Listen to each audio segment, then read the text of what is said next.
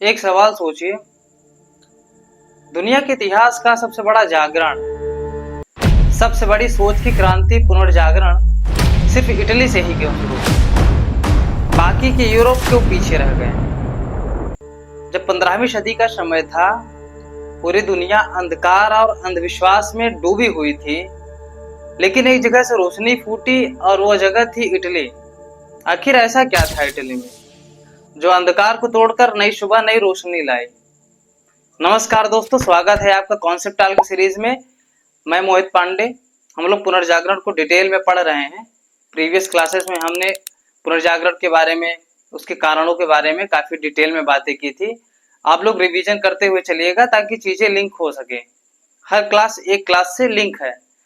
तो आज हम लोग जानेंगे कि आखिर इटली में ही पुनर्जागरण क्यों शुरू हुआ, उसके हर एक कारणों के बारे में जानेंगे, हर एक परिस्थितियों को समझेंगे, उसको महसूस करेंगे कि क्या ऐसा आज के समय में भी कुछ चीजें देखने को मिल रही हैं, चाहे वो दिल्ली हो, बेंगलोर हो, यहाँ तक कि अमेरिका का कोई भी अच्छा खासा सिटी, बोस्टन सिटी हो, चाहे फ्लोरेंस हो। हम लोग हर एक चीज को लिंक करेंगे कि जब कोई भी चीजें विकसित होती हैं, विकास होता है उस नगर का या उस सभ्यता का, तो ऐसी कौन सी चीजें रहती हैं जो डिटरमाइन करती हैं कि वो चीजें हमेशा प्रगति कर सके। हर जागरण की एक जन्मभूमि होती है और पुनर्जागरण की जन्मभूमि थी इटली। आखिर क्यों? तो दोस्तों, क्यों का जवाब आज की क्लास में आपको मिलेगा। आज हम लोग पड़ताल करेंगे इसी चीज का कि आखिर पुनर्जागरण जो भी रहा है वो इटली में क्यों, आखिर इटली ही क्यों, बाकी का यूरोप क्यों पीछे रह गया। तो दोस्तों, हम लोग अब पढ़ेंगे, जानेंगे कि इटली में पुनर्जागरण क्यों हुआ। उसमें आपको दो तीन चीजें बहुत ज्यादा ध्यान में रख करके समझना पड़ेगा। अब यहाँ से चीजें मॉडर्न होनी शुरू हो जाएंगी। अब आपको ऐसा फील आएगा कि यार वाकई में जो चीजें आज देखने को मिल रही हैं, जो हम लोग पढ़ रहे हैं कि इटली में पुनर्जागरण क्यों हुआ, वो चीजें आधुनिक समाज से थोड़ा बहुत लिंक होता चलेगा।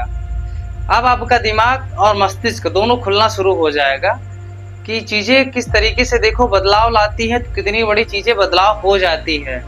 जैसे मैं आपको उदाहरण देता हूं कि जब हम आपको बताएंगे कि जब भौगोलिक स्थिति जो भी रही है इटली की, जिस तरीके से भूमध्य सागर के बीचों बीच स्थित था, व्यापार का केंद्र स्थापित होता है, तब आपको ये पता चलेगा कि जब कोई भी नगर शहर एक अच्छा खासा भौगोलिक स्थिति लेके चलता है, जैसे हमारा नेवल पावर उतना मजबूत नहीं है भारत का, वहीं पुर्तगाल, फ्रांस, ब्रिटेन, इनका नेवल पावर काफी ज्यादा स्ट्रांग है। क्यों है? क्योंकि उनकी भौगोलिक स्थिति ऐसी है, हमारी वैसी भौगोलिक स्थिति नहीं है। और भी कुछ चीजें रीजन हो जाते हैं मजबूत होने के लिए कि भाई उनको आवश्यकता थी, खोजी अभियान चलाए, हम लोगों को उतनी आवश्यकता थी ही नहीं, हम लोग खुद में ही परिपूर्ण थे। वो चीजें तो दूसरी है, लेकिन समझने के लिए तो यहाँ हम लोग समझ सकते हैं कि भौगोलिक स्थिति काफी ज्यादा डिटरमाइन करती है। तो आइए समझते हैं एक एक करके कारणों के तहत। ठीक, अगर हम पहले कारण की बात करें तो पहला कारण यही हो जाता है कि इटली की भौगोलिक स्थिति और व्यापारिक मार्ग। इटली भूमध्य सागर के बीचों बीच स्थित था, जहाँ यूरोप, एशिया, अफ्रीका को जोड़ने वाला व्यापार का चौराहा यानी क्रॉस रोड्स ऑफ ट्रेड था। अब देखिए, अरब व्यापारियों से कागज, मसाले, गणितीय ज्ञान और ग्रीक रोमन विचार सबसे पहले इटली में पहुंचे। वेनिस और जेनेवा जैसे नगर ये यूरोप और एशिया के लिए व्यापारिक द्वार बन गए। इसलिए नई नई चीजें, वस्तुएं हो चाहे विचार हो, सबसे पहले इटली में पहुंचती हैं। ये पहला कारण था। और दूसरे कारण की बात करते हैं, नगर राज्यों की स्वतंत्रता। इटली में उस समय राष्ट्रीय एकता नहीं थी। जो भी इटली में नगर थे वो आपस में ही कंपटीशन करते थे, जैसे कि कौन भवन के निर्माण में आगे रहेगा, तो कौन कला के क्षेत्र में आगे रहेगा, तो कौन शिक्षा के प्रसार में आगे रहेगा। जैसे आप थोड़ा एग्जांपल लीजिएगा अमेरिका का, अमेरिका यूनियन ऑफ स्टेट है, ठीक है, या राज्यों का संघ है। उसी तरीके से इटली में भी विभिन्न प्रकार के नगर थे, जैसे कि वेनिस हो, मिलान हो, फ्लोरेंस हो, जेनेवा हो, न्यूरेमबर्ग हो, चाहे नेपल्स हो और चाहे रोम हो। तो ये जो भी नगर थे ये आपस में ही कंपटीशन करते थे कि कौन किस चीज में आगे निकलेगा। जैसे मैं आपको एग्जांपल अगर दूं तो उस समय का जो फ्लोरेंस था वह कला और मानववाद का केंद्र था। और जो वेनिस था यह व्यापार और समुद्री शक्ति का केंद्र था। और रोम की बात करें तो रोम पोप और जो चर्च था उसका धार्मिक केंद्र था। अब देखिए यही प्रतिस्पर्धा आगे चलकर कला, विज्ञान और साहित्य को नई ऊंचाई प्रदान करता है। ये सब चीजें काफी महत्वपूर्ण हो जाती हैं। अगर हम तीसरे कारण की बात करते हैं तो धनवान व्यापारी और संरक्षक ये काफी ज्यादा इटली में पुनर्जागरण के लिए भूमिका अदा करते हैं। तो आइए समझते हैं इसको। अब हम लोगों ने प्रीवियस क्लासेस में भी बात की थी कि किस तरीके से इटली में जो व्यापारी वर्ग थे वो कितना ज्यादा धन कमाए, खूब अमीर हो गए थे। वो एक तरीके से संपदा उनके पास धन की आ गई थी। अब देखिए आप जरा सोचिए कि अगर आपके पास पैसे हैं तो आप किस तरीके से हर चीजों का संरक्षण देना शुरू कर देते हैं। अगर आपके पास पैसे हैं, धन है, तो आप हर एक कला को संरक्षण प्रदान करते हैं।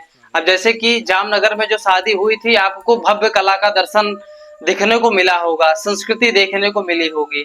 तो वही यहाँ कहने का आशय है कि जिस तरीके से व्यापारी वर्ग ने खूब ढेर सारा पैसा कमाया, उसी तरीके से ये लोग कला को संरक्षण भी दिए। जैसे Michael Angelo, Leonardo da Vinci, उस समय के दो परिवार प्रसिद्ध थे, मेडिसी और स्फार्जास।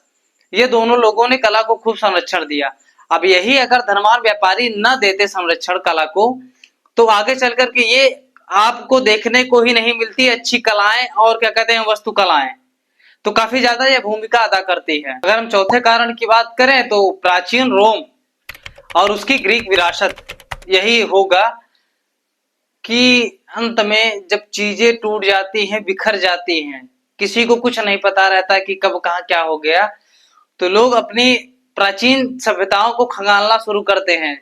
हम लोग इंडस वैली सिविलाइजेशन को पढ़ते हैं, मेसोपोटामिया को चीन वाले पढ़ते हैं, और माया सभ्यता अमेरिका वाले पढ़ते हैं, एज़टेक माया सभ्यता। क्यों पढ़ते हैं? क्योंकि उनको याद करना पड़ता है कि भाई हम पहले कैसे थे, हमारी सभ्यताएं कैसे थी। अब सोचिए कि जो चीजें पुरानी थी, लोग उससे भी मोटिवेट होते हैं कि नहीं होते हैं, ये आपके ऊपर डिपेंड करता है। क्योंकि जब आप वर्ल्ड वार पढ़ेंगे तो जिस तरीके से हिटलर ने गैस चैम्बर में लोगों को भर भर के खूब कहते नहीं कि जेनोसाइड, नरसंहार किया था, तो आज भी वहां पर कुछ ऐसे सेंटर मौजूद हैं, उसको नष्ट नहीं किया गया है, उसको जो कहते हैं वो रखा गया है कि लोग इसको देखें और उस प्रताड़ना को महसूस करें कि कुछ ऐसी भी चीजें घटित हुई थी। उसी तरीके से इटली में वो चीजें मौजूद थी, उनकी प्राचीन सभ्यताएं। तो लोग उसको देख करके काफी ज्यादा प्रभावित होते थे, सोचते थे कि यार हमारा भी कुछ अतीत ऐसा रहा है। जैसे कि मैंने आपको बताया था ना कि पूर्वी रोमन बहुत सारे विद्वानों से भरा हुआ था, एक तरीके से केंद्रीय था, अच्छे अच्छे पुस्तकालय वहां पे थी, बगदाद, कॉर्डोवा, काहिरा। जब तुर्कों का कुस्तुनतुनिया पर अधिकार हो जाता है तो वो कितना ज्यादा तहस नहस कर देते हैं। तो ऐसा नहीं है, अभी भी बहुत सारी पांडुलिपियां और कुछ पुस्तकालय और कुछ प्राचीन सभ्यताएं वहां पर मौजूद थी। तो उसको देख करके लोग काफी प्रभावित होते थे और एक तरीके से कुछ नए करने की सोच को जन्म ले रही थी, उनके मन में विचार उत्पन्न हो रहे थे कि कुछ नया चीज करना है। अब आइए चौथे और पांचवें कारण पे बात करते हैं। जो पांचवा कारण था मानववाद का विकास। अगर हम इस पर बात करें तो इटली के विद्वानों ने पहली बार कहा कि मनुष्य किसी के दया का पात्र नहीं है, चाहे वह ईश्वर हो चाहे वह पोप हो। वह कहते नहीं है कि मनुष्य ईश्वर पर निर्भर रहे बिना खुद की नियति गढ़ सकता है, ऐसे विचार आने शुरू हो गए। उस समय के विद्वानों ने जिस तरीके से ह्यूमनिज्म पर बल दिया, वाकई में एक तरीके से सोचने वाली बात है। विद्वानों ने कहना शुरू कर दिया कि अब हम आपके दया के पात्र नहीं हैं, हम अपने ज्ञान, विचार, कर्म से अपने भाग्य को बना सकते हैं। अब यही विचार आगे चलकर कला, साहित्य, दर्शन आदि को जन्म देते हैं और आगे बढ़ते हैं। जैसे कि लियोनार्डो दा विंची, पेट्रार्क, बोकाचियो, ये सब काफी ज्यादा अग्रदूत बनते हैं मानववाद के। तो आइए बात करते हैं छठवें कारण पे, चर्च का केंद्र और उसके भ्रष्टाचार की आलोचना। अब देखिए मध्यकाल में जो चर्च था वह भ्रष्टाचार, कुरीतियों से भरा पड़ा था। यहाँ तक कि वो मनुष्य को हीन समझता था, कि उनको कहता था कि आप जन्म ले लिए हैं, मनुष्य अवतार ले लिए हैं, तो सबसे बड़ा आपका यही गुनाह है कि आप मनुष्य तन में जन्म लिए हैं। अगर आपको मुक्ति लेनी है तो आप मेरे द्वारा ही मुक्ति आपको मिल सकती है, क्योंकि हम मैसेंजर हैं, गॉड के मैसेंजर हम हैं, पोप ऐसा कहता था। उस समय टाइथ एक कर था जो धर्म के नाम पे लिया जाता था, वसूल करते थे। तो कहीं ना कहीं लोगों के मन में एक तरीके से देश पैदा हो रहा था धर्म को लेकर के। तो लोग धर्म पर बल देना शुरू कर दिए, सोचने लगे, विचार करने लगे। तो कहीं ना कहीं ये धर्म और जो इसका स्थल था रोम में, ये काफी ज्यादा पुनर्जागरण को आंदोलित करने का एक प्रमुख कारण भी बनता है। जो नेक्स्ट रीजन है वो है कला, वास्तुकला और विज्ञान के अवसर। मैंने आपको जस्ट अभी बताया कि इटली में उस समय राष्ट्रीय एकता नहीं थी, नगर राज्य आपस में ही प्रतिस्पर्धा करते थे।